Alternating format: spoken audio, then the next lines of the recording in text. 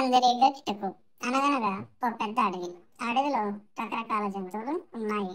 ఆ అడవికి ఓ సింహం రాజుగా ఉంటున్నది. నిజానికి ఆ సింహం చాలా మంచిది. తనని చూసి మిగిలిన జంతువులు భయపడడం ఆ సింహంకి ఇష్టం లేదు. ప్రతి వారు తన దగ్గరికి రావాలని, వారి వారి బాధలు తనతో చెప్పుకోవాలని సింహం అభిప్రాయపడేది. సింహం కూడా మారువేషంలో అప్పుడప్పుడు అడవిలో తిరుగుతూ ఉండేది. అలా తిరగడంలో ఒక ఏనుగును చూసింది. ఆ ఏనుగు కూడా తెలివైనదే, కానీ దాని గుణం అట్టే మంచిది కాదు. మరొకరు సుఖంగా ఉండడం, హాయిగా నవ్వుకోవడం ఆ ఏనుగుకు గిట్టదు. వచ్చినప్పటి నుంచి ఆ సింహంతో పొత్తు కలపాలని చూస్తూనే ఉన్నది.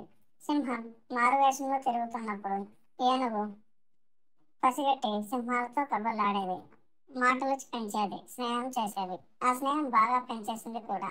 సింహం మంచిదనుకున్నాం కదా, అంచేత దానికి ఎదుటివారి చెడ్డ గుణాలు ఒకంతటి తెలిసేవి కావు. అందరూ మంచివారు అనుకునేది ఆ సింహం. అందరి మాటలు నమ్మేది పాపం.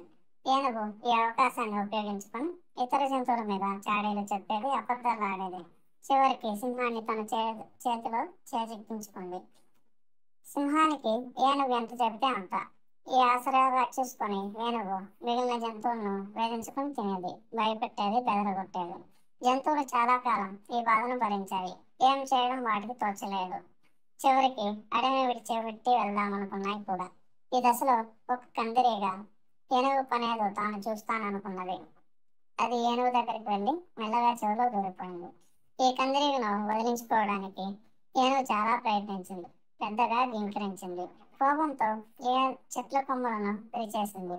చేతికందిన జంతువుల మీద విరుచుకుపడింది. కానీ కందిరీగ వదలలేదు.